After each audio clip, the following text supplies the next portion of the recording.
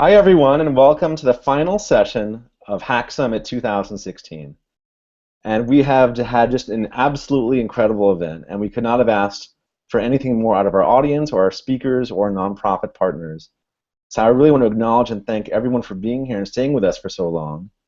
It's just been an amazing 3 days, and so much was covered over the last few days. We kicked things off on day one with an incredible roster of speakers that enlightened us on all sorts of programming subjects.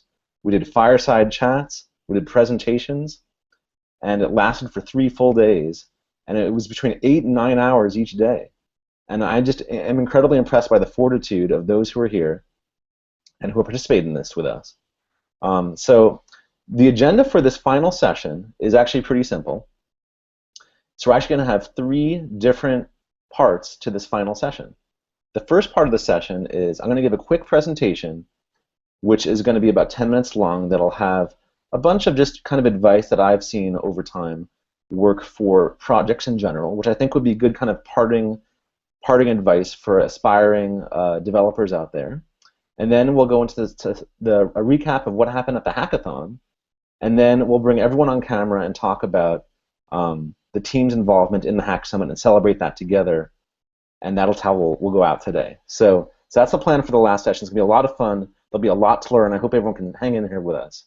So I'm going to go ahead and share my screen.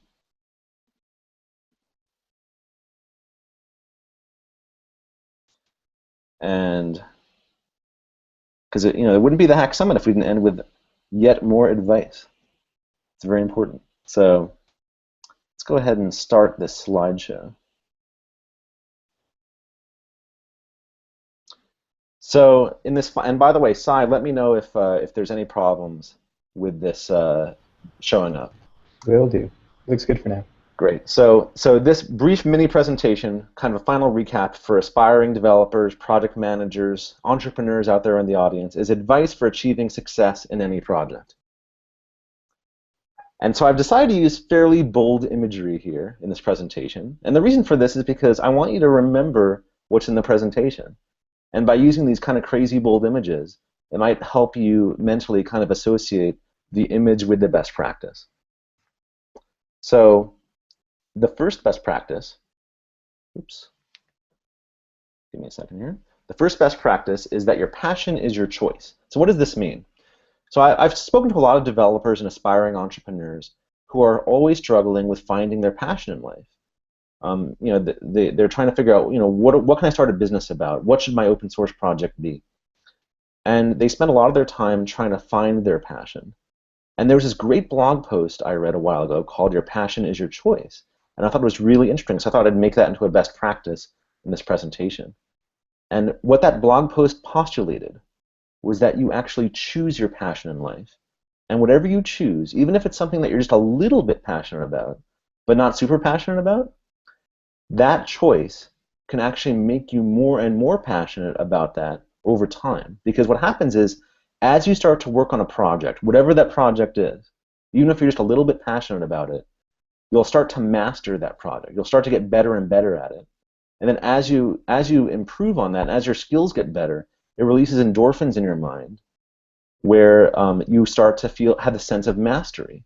And the sense of mastery is what creates this passion. So a lot of the very successful projects out there didn't start from folks who were originally 100% super passionate about those projects. They just found something that they were a little bit passionate about, and they allowed themselves to explore it, and that caused them to become passionate over time. So the takeaway point here is that you can choose your passion. The next best practice is to try to look to solve a deep pain. So here we have an image of a guy who's kind of in pain, a good hopeful remembering of this best practice. And the reason for this is because usually if you're solving something that's kind of like a nice to have or a shallow pain in life, then sometimes that really is hard to turn into something that's sustainable as a business or as a source of income down the road. Not every project has to solve a deep pain, but if you're thinking about maybe creating this as a lifestyle for yourself, maybe to become independent sometime, then starting from something that's a deep pain for others and solving that in an effective way is usually the right starting point, because usually there's a correlation between how much someone's willing to pay for a solution and how deep that pain is that you're solving for them. So here we've got a picture of Yoda with the famous quote, "Do or do not, there is no try." And the reason why I brought him here today is because I've noticed a tendency for entrepreneurs and developers to sometimes be a little bit scattered, where they're working on several projects at once. And I've made this mistake in my life many, many times. And I still make it today, even these days. And I have to always remember this best practice, which is to focus on one project at a time. And I find that if I do this, then by investing myself in that project, it'll turn out well. But if I scatter myself too much, then it starts to really become difficult to make forward progress. So focusing on one project at a time. Next best practice is, so a lot of times developers and entrepreneurs will try to ask for others to help them in terms of asking for co-founders for a startup company, asking for collaborators in an open source repository. And they'll do that a little bit too early. What I find is that the more value that you create on your own first, the more negotiating power that you have over getting others to help you. So the idea here is that if you can ask others for advice and feedback rather than asking for something more, then that naturally leads into conversations where others will join your initiative and join your cause. It's an old trick that entrepreneurs use with fundraising as well, is to ask investors for advice rather than asking them for money. And it applies to lots of different things in life, because people love to give advice. They love to hear their own voice. It strokes their ego. And so there's a psychological impact there for asking for feedback. Next is to create a mailing list. So as you start your project, create a mailing list for those who are interested in your project. So this could just be a list of email addresses that you keep privately. And anyone you talk to about your project, add them to the mailing list. Ask their permission. Can I send you regular updates about this project to keep you in the loop? And by doing that, you'll actually start to build a set of supporters for your project, so that one day, when you're ready to launch it, or look for money, or look for collaborators, you have this built-in community that you create on your own along the way. The next is, and here's a quote from Theodore Roosevelt, is to basically research your idea and know the history of this space before you embark on it. So I see a lot of folks who kind of jump into something without really even Googling their idea a little bit to see if others have kind of done it already. And I think that's a little bit risky to do that, because by understanding history first and by understanding the previous attempts at whatever problem you're trying to solve, you'll learn a lot about other potential solutions, and you may actually find that you might be duplicating effort that's already out there. Next best practice is, if you are thinking about quitting your job to focus on something, become an independent entrepreneur developer, then make sure that you have enough runway. So here's a picture of an airplane taking off to help you remember this. My kind of rule of thumb here is somewhere between 6 and 12 months of personal runway feels like the right number to give yourself enough time to actually build your product to a point where it might become self-sustainable. And ideally, you want more than this. Investors look for 18 months of runway typically, so I'd say this would be the raw minimum from a safety perspective. So don't quit your day job yet. I would say the ideal scenario would be to kind of incubate something on the side and try to do that, maybe nights, weekends, and then get to the point where you've de-risked it enough to then embark on it full time. That would be the lowest risk approach to doing that if you're too short on runway. Next here, I've got a picture of a guy on the beach. He's having a great lifestyle. It's kind of a provocative picture. I chose this intentionally so that you can remember it more easily. So there's a stigma these days that when you build a business, it has to be the next Facebook or the next Uber or the next Google.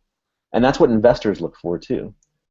Well, I'm here to tell you today that that is not necessarily what you have to do.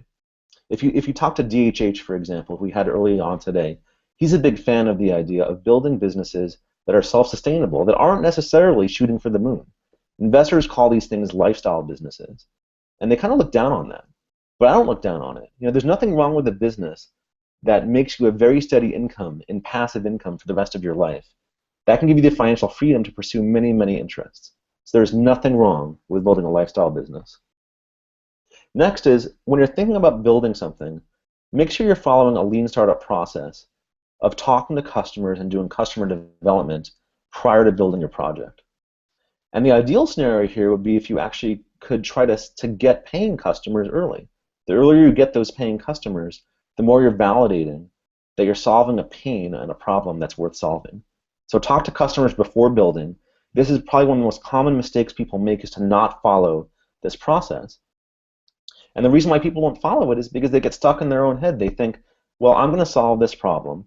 I'm going to solve it for myself, and obviously other people will need the solution because I need the solution. And that may or may not be the case. It may be the case that you're solving a very, very narrow problem that you only need yourself.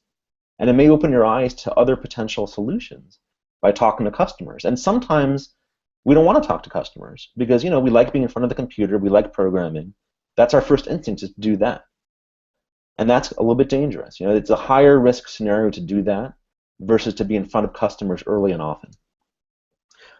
So, famous quote from Wayne Gretzky is, you miss 100% of the shots that you don't take in life. So you need to take enough shots. Not every project's going to succeed. Many projects will fail, and that's okay. You have to be okay with the idea of failure. You have to be okay with not taking that personally and not tying your ego and your personal identity to the success of that project. One mistake I see a lot of entrepreneurs make is to think that their personal happiness in life, their success, their identity, purely depends on the success of whatever product they're working on. Because they become so passionate about it, they work on it for so long, that they lose themselves in their own projects. But you have to remember that's all a numbers game. You know, not if the CEO of Uber stopped trying to build companies after his second or third attempt, we wouldn't have Uber today. He went through so many different projects before he actually stumbled on Uber. And now it's like a 30, 40, $50 billion company because of that. So this applies to lots of things, not just startups. It applies to open source projects. It applies to everything in life. So the next best practice is to focus on traction before seeking collaborators. We touched on this a little bit before.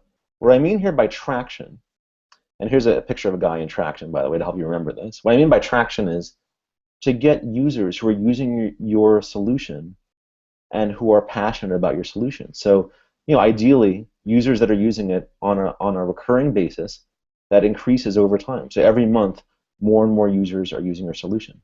So focus on that before seeking collaborators. That'll help you negotiate with those collaborators. It'll help you get them on board with a lot less friction, because they will see and get excited by the progress you've made.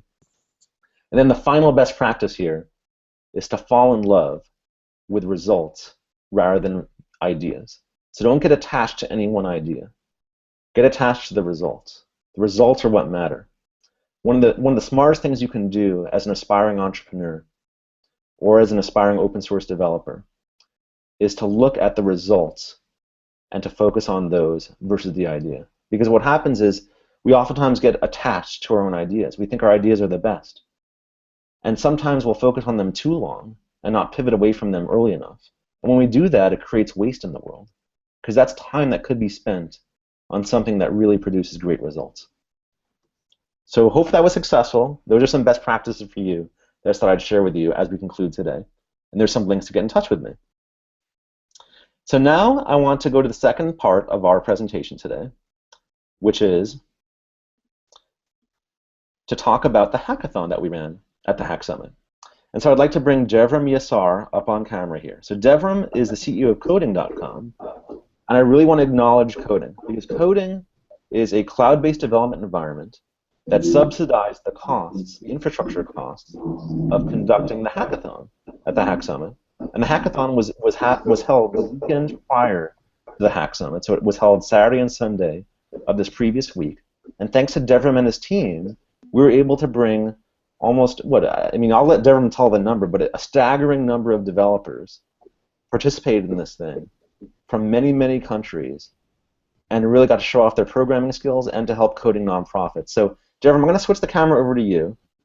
Why don't you go ahead and tell us a little bit more about how this hackathon was organized? Like, what were the different categories of the hackathon? What was the general theme of it? Maybe you can start off with that. I didn't hear your last of your talk. Okay, why don't you go ahead and introduce us to the hackathon? Just tell us a little bit about the hackathon. Thanks, everyone. I hope you can hear me and see me. This is our meeting room only, place available in the office. Hackathon was great, and I also want to thank you back for all your support. And I think putting Hack Summit and Global Hackathon together was the best idea. I think that was great. I'll give you some numbers with my homework here. So last year when we made this with $35,000 prize, we saw 65,000 registrations. This time we passed 100,000 participants. And then the team registrations, 48,000. 48,000 teams actually joined from all around the world and submitted projects. And this year the grand prize was $150,000, and I want to thank our sponsor, IBM, sponsored $100,000 of it. And I just want to mention here that we didn't and we don't want to make money out of Hackathon. Hackathon for us was a natural extension of what we are doing. We wanted software development be accessible and available to the entire world, and just like Hack Summit is doing the same thing, Hack Summit wants all the developers in the world join the conference, not tied to one location or one company. So we just wanted to do that, and IBM sponsored 100,000, and then we had other sponsors. So we gave all we received back as prizes, so we didn't even take $1,000 off of it. So project submission we finance, so say 1,250 projects that are submitted. So I actually wanted to showcase some of them today, or at least talk about some of the cool stuff that I've seen. But if I did that, then it would be fair for the ones that I didn't mention it. Judging is still going, so we're going to announce the winners in 10 days. So I can't do that right now, but you will please check our Twitter feed, and we'll be publishing the results in a few days. So just to kind of recap here, guys, the turnout for the hackathon was absolutely unprecedented. 100,000 individuals, 49,000 teams, unbelievable. And so the judges for the hackathon are just flabbergasted with this, and they haven't had enough time to finish judging it. We're going to be announcing the results over email. But we are just very, very grateful for all the participation, and we just want to make sure we're fair to everyone. So we thought, should we bring a few of them on the camera here to show off? But then, that's not fair to the other teams. So we just want to do the right thing from an integrity perspective. So look forward to that in your email in the coming days. So Devin, I really want to thank you for doing that. It's a great move for Coding.com, and we really want to acknowledge you for helping take a stand for nonprofits with us today. So thank you, Devin. Thank you, Ed. So hopefully we'll do another next year. Great. So now I just want to start acknowledging our team members here and let everyone have a chance to get to know our team members. So the Hack Summit, you see my face here throughout the week, but I'm just the face man, right? The team behind the Hack Summit is extraordinary, and it's these guys and these ladies who pulled this event off, and they helped make this event a success for everyone here today. So I really want to acknowledge all of you. You guys gave me the energy that I needed to be here today, and it's thanks to you that this event happened. So thank you very much. And audience, I'd like you to thank them as well, because they really, really deserve it, and they really, really worked hard to make this a success. So Harrison, let's bring you on stage first here. Harrison, why don't we talk a little bit about, why don't you, in your own words, tell the audience what your role was with the Hack Summit and how you helped out.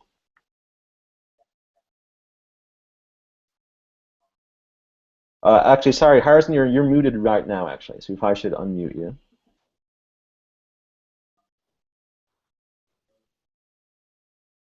Looks like we're still having trouble hearing you, Harrison. Maybe we'll come back to you in a second, Harrison. Why don't you work on your microphone? Let's see here. Why don't we bring Pratik on stage? So Pratik, why don't you start chatting about what your role was with the Hack Summit and the Hack Guides project?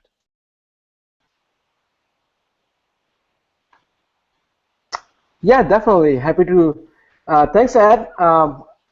And thanks, everybody else. My name is Pratik, and my role with the Hack Summit was to create hack guides that it is today. And in my team, I was a part of Luke and Ed's team to basically look over the content and the community that we want to create around our tutorials and guides.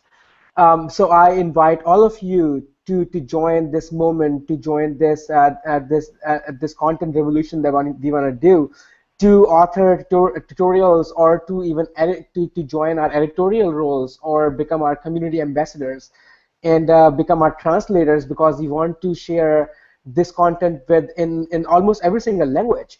So I welcome you all, and I will drop my Slack or my email in the chat. So feel free to connect with me, and I would be happy to help out. Great, thank you, Pratik.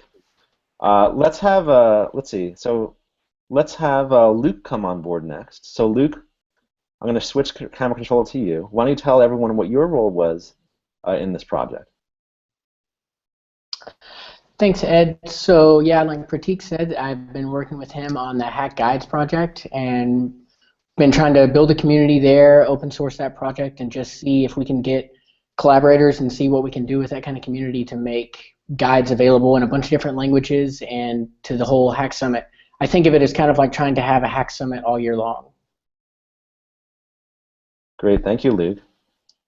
All right, now let's switch over to Paolo. So Paolo, maybe you can unmute yourself. Tell everyone about your role with the Hack Summit. Hello, everybody. My role was about helping the Hack Summit project during the development area. And during the last days, I was part of the audience too. And I really enjoyed the entire conference. So thanks, everybody, and congratulations for this event. Okay. Thank you for your contributions, Paolo. Dylan, why don't you take the camera next and tell everyone what your role was here? All right. Hello, everyone. I'm part of the team with Sai and Ryan. I guess they'll come up after me, who we work on Crowdcast. So that's what we do. We made the platform to make it possible. So it was a really fun event, and I loved being in the audience as well. And loved all the presenters. So thanks together, and glad we could help. Great, thanks, Dylan. And then let's go to Sai. And Sai, I think a lot of people might be curious about Crowdcast, so this might be an opportunity for you as well. Tell everyone about your role with Crowdcast and the Hack Summit and your involvement. And you're on mute right now, by the way. Yeah, for sure. Can you guys hear me all right, first of all? Yep, we can hear you great. Cool. So about a year ago, a little over a year ago, Ed came to me and was like, hey, I want to use this Crowdcast thing for the Hack Summit. And so I spent, 2 to 3 months just in the dungeon working, scaling this thing, getting it ready for an event that we thought was going to be something around 10,000 people. And we ended up hitting, 20 to 30,000 people last year, And then that whole event, the first year's Hack Summit was what really created Crowdcast. Because after that, it became a company. We ended up getting more people. Dylan came on board as an awesome co-founder, and we've been building this thing out. And it's amazing to come back now with a team this year and a much more stable platform to do the second Hack Summit. And so we're just really excited to make this possible. And to the idea of 20 to 30,000 people all over the world tuning in to some of the world's best leaders is kind of a mind-blowing concept. And so we just feel really grateful to be able to provide that to the attendees. So you attendees really are the reason we're here, the reason that we do what we do. So thank you so much. Thank you, Sai. And let's go to Ryan next. Ryan, I've given you camera control. You might want to unmute yourself.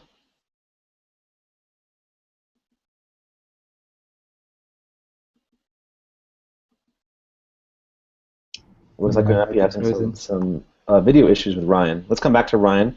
Harrison, are you ready to chat a little bit? I hope so. Is my mic working now? Oh, perfect. Yeah. There we go.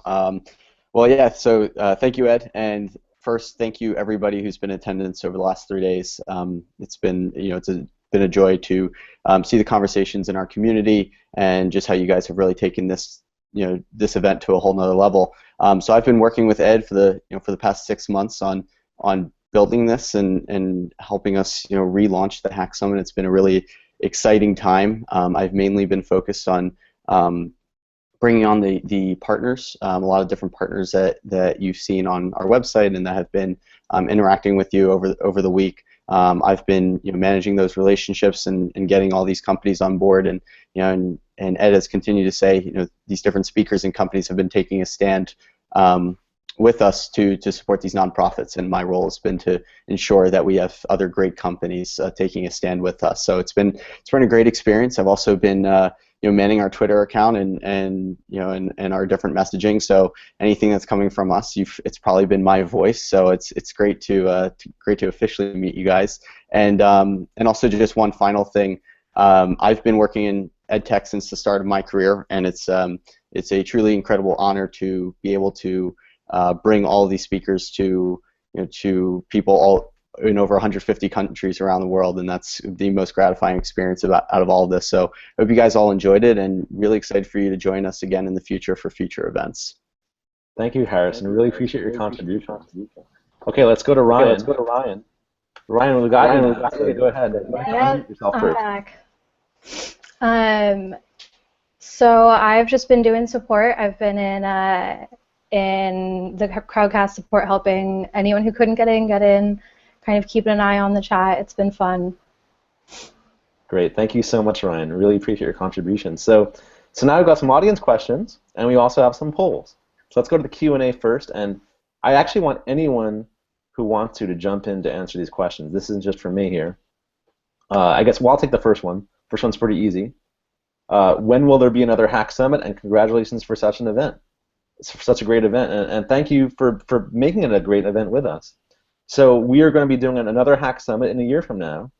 So there will be an annual Hack Summit every year. Now, the exact month may be a little bit off. We're still working out the exact schedule. It's going to be roughly a year from now. There are other forces at work that may change that, but look for an email from us. And then in between now and then, we may actually send you some useful content that may be educational for you in the meantime to keep you warm for the Hack Summit. So look forward to that. So that's the answer to the first question. So let's see here. Was this deemed successful, and are there different ways, I'm jumping around here, are there different ways of doing this event that you'd like to try next time? So anyone want to jump in to try to answer that? Was this deemed successful? Are there different ways of trying to do this event that you'd like to try next time? I'll take a stab, since this has been my first one and it's felt like my baby, along with you, Ed. So I would say that this has been very successful. As I mentioned, I think the key part of this is ensuring that we are delivering quality to people around the world. And judging on I guess everybody in attendance are really the people to ask, but it seems like that it's been successful on that level based on the the responses that we've seen in the chat rooms, the Q&A, and on Twitter. So I think that's been successful there. We've been able to support these nonprofits, not only raise money but also bring awareness, which is tremendous as well. And then and even in the parts that we feel like that we could have done better or that we can improve on, that's what this is all about, is continuing to learn, continuing to grow. That's what the Hack Summit is. So yeah, even where it was stressful, it was a massive success, because we know how we can just keep getting better and grow from here. Great, thank you so much, Harrison. So I'm just jumping around here. There's another question towards the bottom of the list here, which is, how do we get in touch with the speakers if we wish to? Anyone have any ideas for how the audience can get in touch with the speakers? I would say Twitter. I think most of them have a presence on Twitter, and it kind of seems like the right channel to reach out to them. That's what I would do. Yeah, I agree with that. The speakers, by the way, they're extremely busy. I mean, the speakers that we had this week are pretty much unprecedented for a programming event. Every single speaker could have delivered a keynote at a typical programmer event. And a lot of them are competing with each other in the industry, and they've laid down their arms to be with us this week. In fact, I know at least one of the speakers, we were working with his assistant, and then his assistant had 3 assistants to him. And it was those assistants that we actually worked with. So that's how busy these speakers are. So we really, really acknowledge them for being here today. They may not personally respond, but I think you should try them for sure over Twitter. So thanks for that. So I guess the next question here is a Crowdcast question. Maybe Cy or Dylan or Ryan can field this one. Will you set up a better chat system next year? I don't know if I should answer that. Yes, of course. The Hack Summit is by far the largest virtual conference on the planet, and so it's humbling that it's even working. And so I just want to thank you guys for pushing it as far as it can be pushed. We've learned a lot of lessons just from the past 3 days of improvements that we could make, and so hopefully next year there's no glitches whatsoever. Yeah, it's constantly improving. Great. Here's a question I'm just going to toss out there. So what were some of the glitches that we saw on our end? What do you think that we could have done better? What are issues that we noticed as a team that we could improve on for next year that we think might give the audience a better experience? Anyone have any ideas from our group here? I think everything was perfect, right? Of course. Well, couldn't have been better. I like the no Trump policy. I think we could introduce our official Slack channel next year. That's an idea. Yeah. I think we should also over the course of the year. I think we can test out different hosts, see how we like them, just to see if we can get better in that department. I think that is a volunteer from Mr. Harrison right there. What do you think? I think we should start an audience poll right now. Right. Harrison as next year's host. Oh God, no. Definitely got the look. I definitely have to work on my technical skills. Great. All right, well, let's keep going here. So I'm going to ask our team here. What does everyone think the best? What was their favorite talk of the Hack Summit? Maybe everyone can give their opinion on their favorite talk, and then what I'll do is I'll type that into a poll, and we'll ask the audience what they think the audience choice was for the best talks. Let's go down the list. So, Sai, you want to start? Maybe giving us what you thought your favorite talk was this year at the Hack Summit? It's hard. Obviously, I like Chilu a lot because I got a chance to interview him, and I know him personally. But I would say it was, I'm forgetting his name, but the guy from Code School. Oh, Greg Pollack. Greg Paul, yeah. He just went straight to the philosophical stuff, which I care about a lot. He just had a checklist of these are the things that you should do if you really want to be successful, not just in business, but just in life. And his audience, the reaction in the chat was just amazing. Everyone was just like really grateful to have him there, and I think he's kind of an underrated person. So really enjoyed having him at the conference. Great. Devram, what was your opinion on your favorite session this year? The opening keynote with Ed Drummond. Oh, come on. You don't have to kiss up, man. I only watched 3 of them, and my favorite one was I can't remember his name, but the one that talked about Bash, the one that wrote Emacs. Brian Fox. And then I watched Orion Henry, Heroku co-founder, and that was a great talk. I agree. All right, Dylan, what's your vote? What was your favorite session? I really liked Greg Pollack. I thought that was great. I thought it was great that he came on early and was talking to everyone in the chat, and he was just super engaged. So I loved that. But since I was already picked, you say his name Orion? Orion Henry. Yeah, I thought that was cool. I really liked his story and the story of Heroku. And yeah, I just think he had a lot of good insights. One kind of takeaway that I thought was cool was that Heroku actually kind of started just doing 2 things. It was like you could deploy, and they invested a lot of time into this online code editor where you can edit your code and then deploy it and kind of see that. But then he kind of talked about what's hard, which was killing that product and switching all their resources towards just deploying with Git push, and that was really kind of hard for them emotionally to break that off and do that. But we all know the giant success that Heroku's has come to today. So I kind of liked his insights about that. Great, thanks, Dylan. Harrison, what was your favorite? Yeah, I would have to say that my favorite was Uncle Bob, and I think a lot of the audience shares that opinion. And it's also a joy to be in the post session hangout with him, and all of his book recommendations actually gave us a great idea in that we will turn all of the different book recommendations that our speakers offered throughout the Hack Summit. We'll turn that into a blog post and kind of have an unofficial Hack Summit book club. And if anybody wants to petition Uncle Bob to run that book club, I will fully support you in that. Thank you, Harrison. Luke, let's hear your top vote. And audience, we're going to be polling you right after this to find out which of our team members' picks you like the most. So Luke, go ahead and tell us what your favorite session was. I think I'm going to cheat and say it's a tie between Brian Fox and DHH. I really liked Brian Fox's talk just because it's a lot of really cool history. And then DHH is always really thought-provoking and just full of a lot of enthusiasm, and he's always really entertaining to listen to. Very good, Luke. Thank you. Paolo, what was your favorite talk at the Hack Summit? My favorite was Uncle Bobby too, but my opinion is it shouldn't be considered because I'm a big fan of him, and if he said to learn assembler, so I will study that. All right. All right. Well, you state your biases, right? That's fair. Your opinion still counts.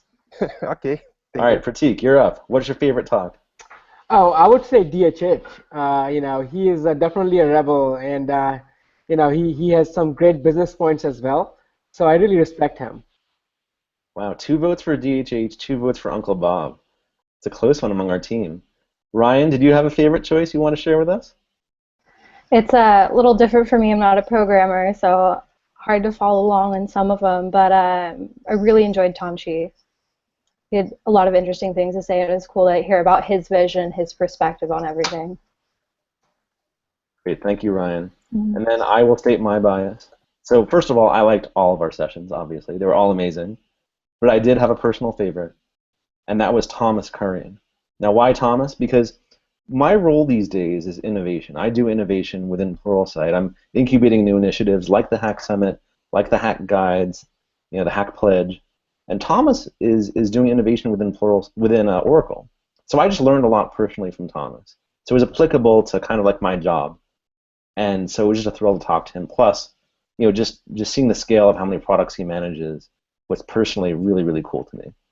And so I connected with him on a business level. I don't know if you guys noticed that. So anyway, there you go. There's all of our team's choices. So this is not a scientific poll. There were many speakers not on this list. And so this is not a scientific poll of the best session at the Hack Summit. So, you know, if you're listening to this, you know, and you're not on the list, no big deal, right? This is just what does the audience think of our team members' picks. So I'm going to go ahead and start the poll now. Audience, go ahead and vote. And the votes are starting to pour in. We got 2 votes for DHH so far. DHH, Uncle Bob has now got some votes. Oh, it's going back. Greg Poss got, Brian Fox has some votes, or Ryan has some votes. It's like a horse race. Who's going to win? Looks like Uncle Bob is in the lead. DHH a close second. Where's it all gonna end up? I think Bob is winning here. This Yeah, is the beauty of these Uncle virtual Bob's conferences pulling ahead. that we've got this like real-time feedback. You can kind of tell the handwriting is on the wall. All right, anyone on the team opposed to declaring Uncle Bob the winner of the Hack Summit? Speak now or forever hold your peace. I'm all right with that. All right, congratulations, Uncle Bob. By audience choice, you were selected as the most popular talk among our team members' picks. So thank you, Uncle Bob. Congratulations. So great. That's going to be it for the Hack Summit. I really, really want to thank everyone for being here. I learned a lot. I'm sure everyone else here learned a lot. You know, we hope this was valuable for you and for our nonprofits. Please stay with us. You know, we're going to be here again next year. We'll send you some valuable content in between now and then to help keep you educated and informed. And this is me, Ed Roman, signing off. Thanks again to our team and for Pluralsight for sponsoring this event and subsidizing the cost of this. We could not have done this without Pluralsight. Please support Pluralsight as well as our coding nonprofits. Thank you very much and have a great night.